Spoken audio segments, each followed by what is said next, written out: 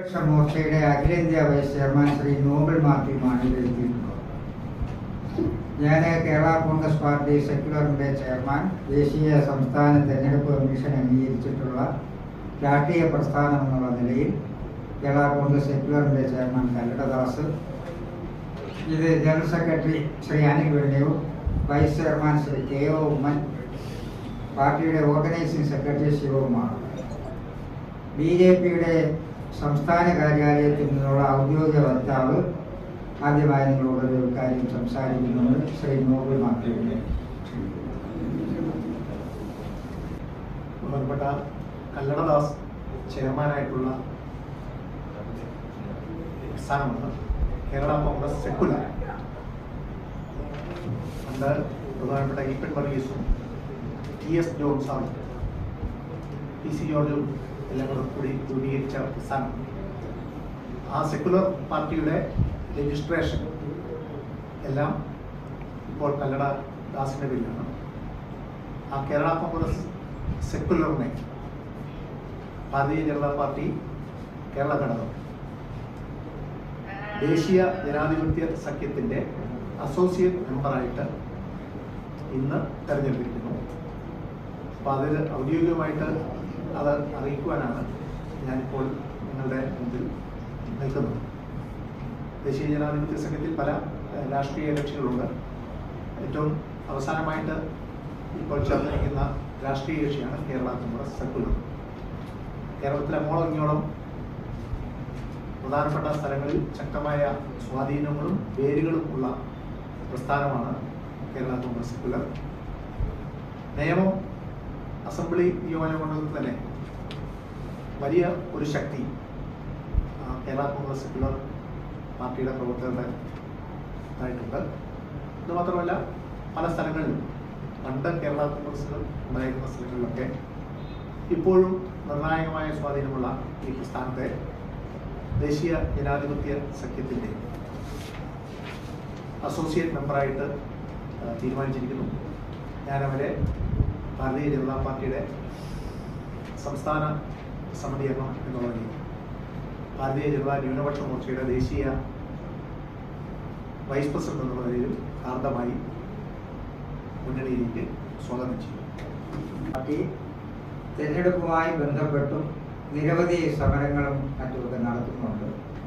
നാളെ കേരളത്തിൻ്റെ കടലോര മേഖല കേന്ദ്രീകരിച്ച് ഒരു തീരദേശ യാത്ര നടത്തുന്നുണ്ട്.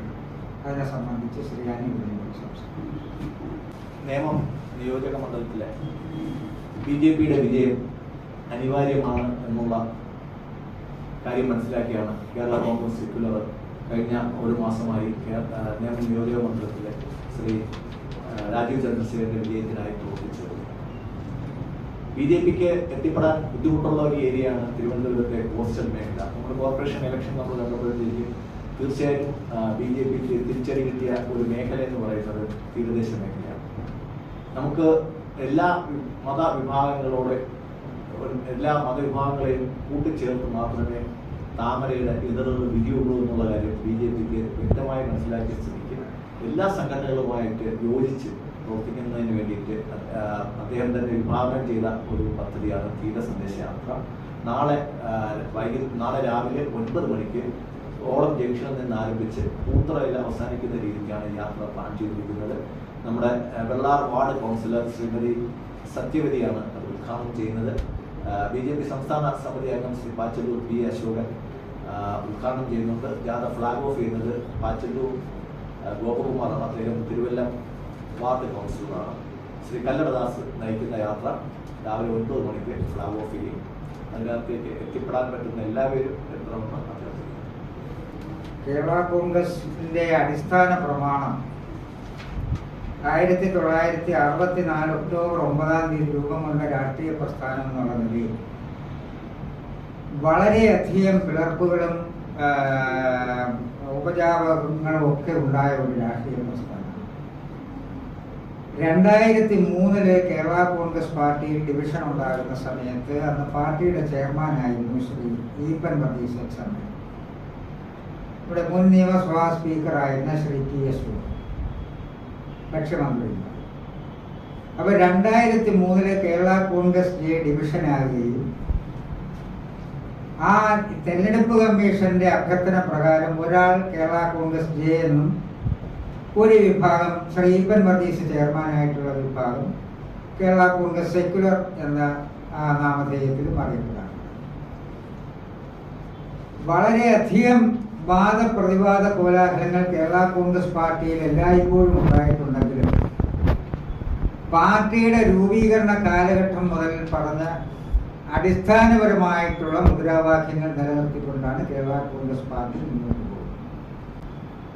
സമൃദ്ധമായ സംസ്ഥാനവും സുശക്തമായ കേന്ദ്രവും എന്നുള്ള കേരള കോൺഗ്രസ് പാർട്ടിയുടെ അടിസ്ഥാന തത്വത്തെ ഊന്നിക്കൊണ്ടാണ് കേരള കോൺഗ്രസ് സെക്യുലർ പാർട്ടി ദേശീയ കാഴ്ചപ്പാടോടുകൂടി സംസ്ഥാനത്തെ മതന്യൂനപക്ഷങ്ങൾക്ക് മുൻതൂക്കം വരുന്ന രാഷ്ട്രീയ പ്രസ്ഥാനം എന്നുള്ള നിലയിൽ കേരളത്തിൻ്റെ മലയോര മേഖലയിലും കായലോര കടലോര മേഖലയിലും കേരള കോൺഗ്രസ് പാർട്ടിക്ക് 25 MLA-മാരെ പ്രതിനിധാനം ചെയ്ത രാഷ്ട്രീയ പ്രസ്ഥാനം എന്നുള്ള നിലയിൽ തുടർന്നും പാർട്ടിയെ എത്തിക്കുന്നതിനുള്ള സംവിധാനത്തിലാണ് ദേശീയ ജനാധിപത്യ സഖ്യവുമായി തെരഞ്ഞെടുപ്പിൽ മത്സരിക്കാനും തെരഞ്ഞെടുപ്പിൽ ഒരുമിച്ച് പ്രവർത്തിക്കുവാനും തീരുമാനിച്ചു.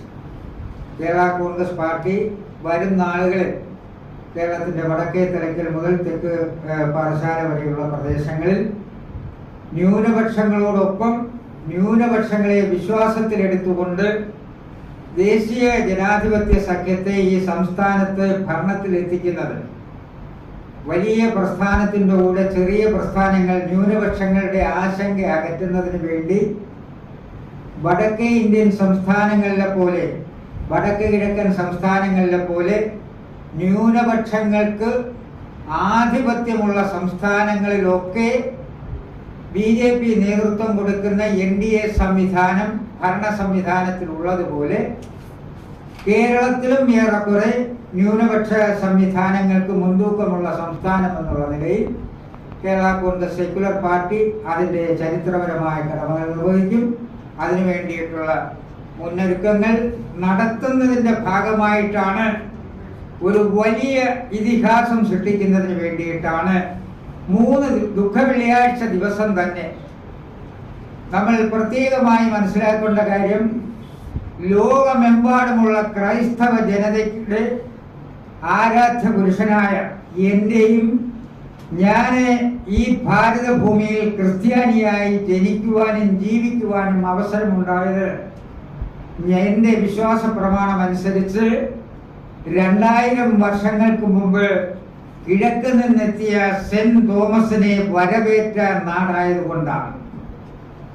ആ നാട്ടിൽ സാമുദായിക സൗഹാർദ്ദം നിലനിർത്തുന്നതിന് വേണ്ടിയിട്ട് ഭാരതത്തിൻ്റെ പാർലമെന്ററി കാര്യമന്ത്രി ശ്രീ കിരൺ റിജ്ജു അവർ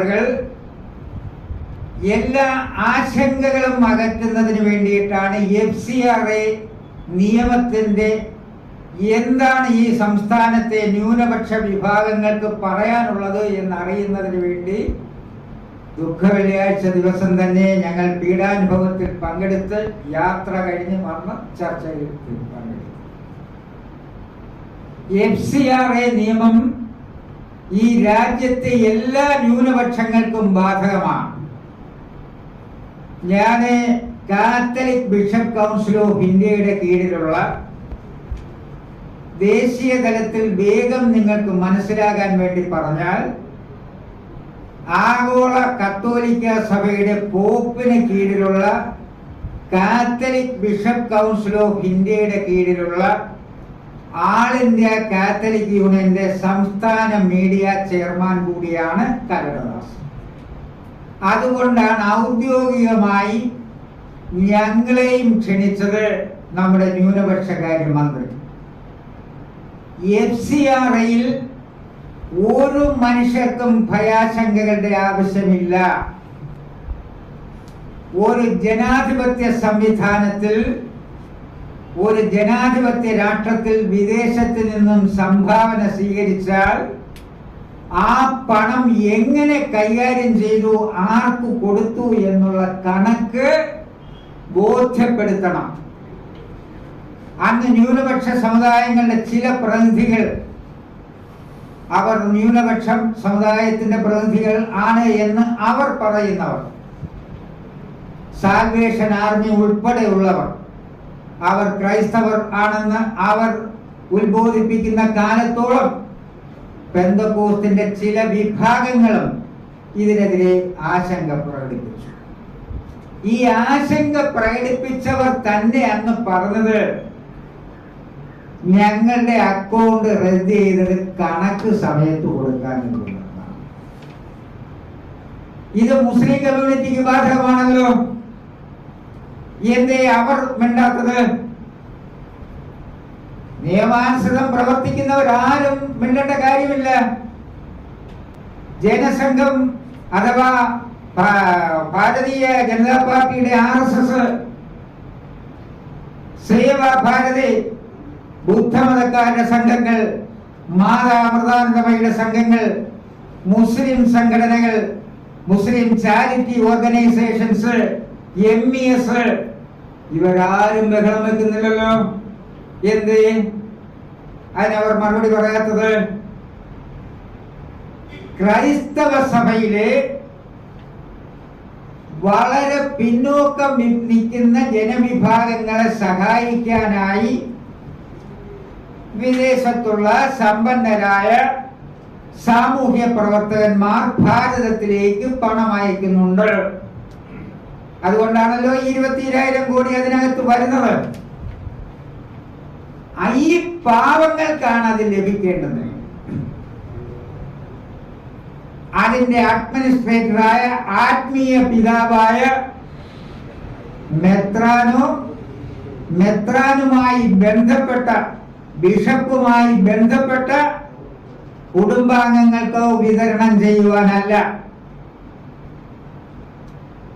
ഏതൊരു സമൂഹത്തിലും നമുക്കൊരു കാര്യം അറിയാം, 1000 രൂപ ചാരിറ്റിക്ക് വിദേശത്ത് നിന്ന് പണം തന്നാൽ 1000 രൂപ ചെലവഴിക്കാൻ വേണ്ടി കണക്കില്ലാതെ ചെലവഴിക്കണോ? അതിന് നിയന്ത്രണം വേണ്ടേ? അതിന് 20% ഒന്ന് പറയണ്ടേ?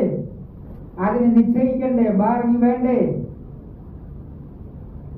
എവിടെയാണ് കണക്കിൽ പെശക് വന്നിരിക്കുന്നത്? ഒരു പെശകുമില്ല. ഇന്ത്യയിലെ ഒരു സംസ്ഥാനത്തെയും സാധാരണക്കാരായ ന്യൂനപക്ഷങ്ങൾക്ക് ഒരു സംശയവുമില്ല. ന്യൂനപക്ഷ സമുദായത്തിന്റെ ആത്മീയ നേതൃത്വത്തിൽ വരുന്ന ചില വ്യക്തികൾക്ക് ചാരിറ്റിയുടെ പേരിൽ വന്ന പണമെടുത്ത് ലക്ഷക്കണക്കിന് രൂപയ്ക്ക് ലക്ഷക്കണക്കിന് ഏക്കർ റബ്ബർ എസ്റ്റേറ്റ് വാങ്ങിക്കാൻ ഇനി മുതൽ സാധ്യമല്ല. ആ പേരെടുത്ത് പറഞ്ഞുകൊണ്ട് എന്താ കാര്യം? ഒരു ഏർക്കരുടെയും കാര്യമില്ല. ബിരിവേഷ് ചർച്ചകാരൻ ഈ സമൂഹത്തിന് അവമതിപ്പുണ്ടാക്കിയില്ലേ? ക്രൈസ്തവ സമൂഹത്തിനാകെ അവമതിപ്പുണ്ടാക്കിയില്ലേ? അവരിതിനെ എതിർക്കും. ഞങ്ങൾക്ക് 50% കൊള്ളയടിക്കണം, ബാക്കിയുള്ളത് ഭൂമി കച്ചവടം നടത്തണമെന്ന് അവരും വന്നായിരുന്നു. അവരെയും കിരൺ റിജ്ജു സാഹിബ് വിളിച്ചു, കിരൺ റിജ്ജുജി വിളിച്ചു. അവരും പറയുന്നത് കണക്ക് സമയത്ത് കൊടുക്കാൻ ഒത്തില്ല എന്നുള്ളതാണ്. അതുകൊണ്ടാണ് പറഞ്ഞത്, കേരള കോൺഗ്രസ് പാർട്ടി എന്തിനു വേണ്ടി ഈ സംസ്ഥാനത്ത് രൂപീകൃതമായോ ആ കേരള കോൺഗ്രസ് പാർട്ടി വിഭാവന ചെയ്യുന്ന ജനവിഭാഗത്തിന്റെ താൽപര്യങ്ങൾ സംരക്ഷിക്കുന്നതിനു കൂടിയാണ് ദേശീയ ജനാധിപത്യ സഖ്യത്തിൽ വളരെയധികം നിറഞ്ഞ മനസ്സോടെയും തികഞ്ഞ ചാരിതാർത്ഥ്യത്തോടെയും പ്രവർത്തിക്കാൻ കേരള കോൺഗ്രസ് പാർട്ടി തീരുമാനിച്ചിരിക്കുന്നത്. ആ വിവരം എല്ലാവരെയും സന്തോഷപൂർവ്വം അറിയിക്കുന്നു. ഒരു കാര്യം കൂടെ നിങ്ങൾ അറിയിക്കാം. കഴിഞ്ഞ ദുഃഖവെള്ളിയാഴ്ച കിരൺ റിജ്ജു വിളിച്ച മീറ്റിംഗിൽ പങ്കെടുക്കാനുണ്ടായ ഒരു വ്യക്തി ഞാനായിരുന്നു. അതിൽ അദ്ദേഹം പറഞ്ഞ ഒരു കാര്യം, നമ്മുടെ മാധ്യമങ്ങൾക്ക് റിപ്പോർട്ട് ചെയ്യുന്നവർക്ക് ചില അജണ്ടകളുണ്ട്, ചില കാര്യങ്ങൾ സംസ്കരിച്ചു. ആ കാര്യത്തിൽ ഒന്നുകൂടെ ഓർമ്മിക്കാൻ പറയാം. അദ്ദേഹത്തിൻ്റെ വിശ്വസിക്കുക, അദ്ദേഹം മന്ത്രി എന്നുള്ള കപ്പാസിറ്റിയിൽ കഴിഞ്ഞ 5 വർഷത്തിനിടയ്ക്ക് 3 പ്രാവശ്യം ഒഫീഷ്യൽ വിസിറ്റ് കേരളത്തിൽ നടത്തുകയും 3 പ്രാവശ്യവും കേരളത്തിലെ ചീഫ് മിനിസ്റ്ററോട് ആവശ്യപ്പെട്ടത് മൈനോറിറ്റി ഡെവലപ്മെന്റിന് വേണ്ടിയിട്ട് കെട്ടിക്കിടക്കുന്ന ആയിരക്കണക്കിന് കോടി രൂപ ചെലവഴിക്കാൻ പറ്റുന്നില്ല. നിങ്ങൾ അതിന് എനിക്കൊരു പ്രൊജക്ട് തരൂ. 3 വിസിറ്റിലും അദ്ദേഹം ബഹുമാനപ്പെട്ട കേരള മുഖ്യമന്ത്രിയെ കണ്ട് ആവശ്യപ്പെട്ടിട്ട് ഇന്ന് വരെ ഒരു പൈസയുടെ ഒരു പ്രൊജക്ട് പോലും മന്ത്രിയുടെ അടുത്തെത്തിയില്ല.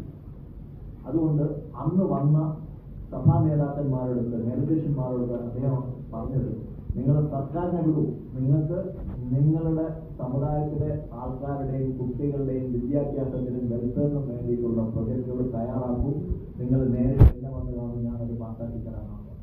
അപ്പോൾ കേന്ദ്രത്തിൽ നിന്ന് ഫണ്ട് കിട്ടുന്നില്ല എന്ന് പറയുന്നതിന്റെ കാരണം അദ്ദേഹം വളരെ ഓപ്പണായിട്ട് പറഞ്ഞു, ഇവിടുന്ന് പ്രൊജക്ട് കൊടുക്കുന്നില്ല, ഫണ്ട് അനുവദിച്ചു കഴിഞ്ഞാൽ എഡ്യൂക്കേഷൻ സർട്ടിഫിക്കറ്റ് കൊടുക്കുന്നില്ല. ഇങ്ങനെ ഒരു ദയനീയ അവസ്ഥയിൽ സംസ്ഥാനത്തെ കൊണ്ട് എത്തിപ്പോയി സംസ്ഥാനത്തിലെ ജനങ്ങളെ തെറ്റായ രീതിയിൽ കേന്ദ്ര ഗവൺമെന്റിനെതിരായിട്ട് തിരിച്ചുവിടുകയും പ്രേരിപ്പിക്കുകയും ചില അജണ്ടകൾ നടപ്പിലാക്കുകയും ചെയ്യുന്ന ഒരു രീതിയാണ് കഴിഞ്ഞ 10 വർഷമായിട്ട് നടന്നത്. ഇതിനൊരു അറുതി ഉണ്ടാക്കണം എന്ന് പറഞ്ഞിട്ടാണ് അദ്ദേഹം ഇവിടുന്ന് എല്ലാ സഭാ മേലധ്യക്ഷന്മാരും പറഞ്ഞത്. പിന്നെ അന്നത്തെ മീറ്റിംഗിൽ ശ്രീ പ്രകാശ് ജാവ്ദേക്കർ പറഞ്ഞൊരു കാര്യമുണ്ട്, ക്രൈസ്തവ മത മേലധ്യക്ഷന്മാരെ ഈ കാര്യം പറഞ്ഞ് കേരളത്തിൽ ഇറക്കുന്നതിന്റെ പിറകെ പോപ്പുലർ ഫ്രണ്ട് ഓഫ് ഇന്ത്യയുടെ അജണ്ട. അവരാണ് ഈ പൈസ വാങ്ങിച്ചത്, വെള്ളം നടത്തിയത്, രാഷ്ട്രവിരുദ്ധ പ്രവർത്തനങ്ങൾ നടത്തിയത്. അതിനകത്ത് കോംപ്രമൈസ് ചെയ്യാൻ BJPക്കോ NDA സർക്കാരിനോ യാതൊരു താല്പര്യമില്ല, അതാരും പ്രതീക്ഷിക്കുന്നില്ല. ന്യായമായിട്ട് ഒരാളുടെയും ചർച്ചിനോ അല്ലെങ്കിൽ ഒരു ചാരിറ്റി സ്ഥാനത്തിനോ ഷട്ടർ ഇടാൻ ഉദ്ദേശിച്ചുള്ളതല്ല. ഈ FCRA നിയമം ഇല്ലെങ്കിലും മണി ലോണ്ടറിംഗ് ആക്ടിലെ വ്യവസ്ഥകൾ പ്രകാരമാണ് പോപ്പുലർ ഫ്രണ്ടിനെ നിരോധിച്ചതും അവരുടെ വസ്തുവകകൾ കണ്ടുകെട്ടിയതും. അത് ഇനിയും തുടർന്നു തന്നെ വിദേശ ഫണ്ട് ഉപയോഗിച്ചിട്ട് ആർക്കെങ്കിലും രാഷ്ട്രവിരുദ്ധ പ്രവർത്തനങ്ങൾ നടത്താം എന്നുള്ളൊരു പ്രതീക്ഷയാണെങ്കിൽ അത് വേണ്ട, ആ കാലം അവസാനിച്ചിരിക്കുന്നു എന്ന് പറഞ്ഞു. അദ്ദേഹം പിന്നൊരു കാര്യങ്ങൾ പറഞ്ഞു, ഈ ഇന്ത്യയിൽ ഇത്രയും കാലത്തെ ഇന്ത്യ ഇത്രയും കാലം ഭരിച്ചപ്പോഴത്തേക്ക് മൈനോറിറ്റി മിനിസ്ട്രി രൂപീകരിച്ചത് മുതൽ അത് ഒരു സമുദായത്തിന് മാത്രം മാറ്റിവെക്കുകയാണ്. അത് മാറ്റി ഒരു ബുദ്ധമത വിശ്വാസിയായ അദ്ദേഹം വരുന്നത് ഒരു വലിയ ചേഞ്ചാണ് ഉണ്ടാക്കിയത്. എല്ലാവരോടൊപ്പം എല്ലാവരുടെയും വികസനത്തിനുള്ള മോദിജിയുടെ മുദ്രാവാക്യത്തില് കേരളത്തിലെയും ഇന്ത്യയിലെയും എല്ലാ ന്യൂനപക്ഷങ്ങളും ഉണ്ട് എന്നുള്ള ഉറപ്പ് നൽകിയിട്ടാണ് അദ്ദേഹം പോയത്. നന്ദി, നമസ്കാരം.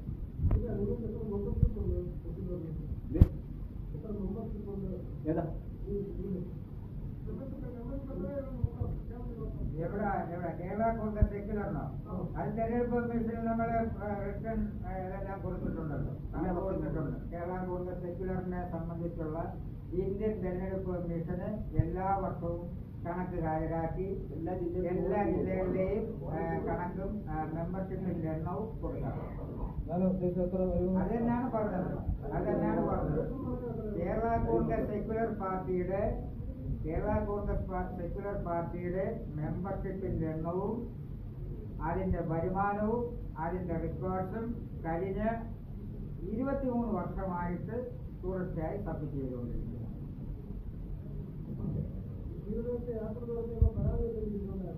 തീരദേശ യാത്ര നടത്തുന്നത് നാളെ രാവിലെ 7 മണി മുതലാണ്.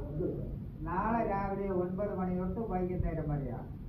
കേരളത്തിന്റെ കടലോര മേഖലകളിൽ അഥവാ കായലോര മേഖലകളിൽ ദേശീയ ജനാധിപത്യ സഖ്യത്തെ സഹായിക്കാൻ കേരള കോൺഗ്രസ് പാർട്ടി പോലെയുള്ള ന്യൂനപക്ഷ സമുദായങ്ങളെ പ്രതിനിധീകരിക്കുന്ന ബഹുഭൂരിപക്ഷം വരുന്ന കടലോര മേഖലകളിലേക്ക് കടന്നു കയറുന്നതിന് വേണ്ടിയും അവരുടെ ക്ഷേമ പ്രവർത്തനം വിപുലപ്പെടുത്തുന്നതിനും വേണ്ടിയാണ് കേരള കോൺഗ്രസ് സെക്യുലർ പാർട്ടിയുടെ നേതൃത്വത്തിൽ, കേരള മത്സ്യത്തൊഴിലാളി കോൺഗ്രസ് സെക്യുലറിന്റെ നേതൃത്വത്തിൽ വികസന ജാഥ നടത്തുന്നത്. ദേശീയ ഗവൺമെന്റ് കേരളത്തിന്റെ കടലോര മേഖലകളിൽ നടപ്പാക്കുന്ന ക്ഷേമ പ്രവർത്തനങ്ങൾ അവരിലേക്ക് എത്തിക്കുന്നതിന് അറിയിക്കുന്നതിന്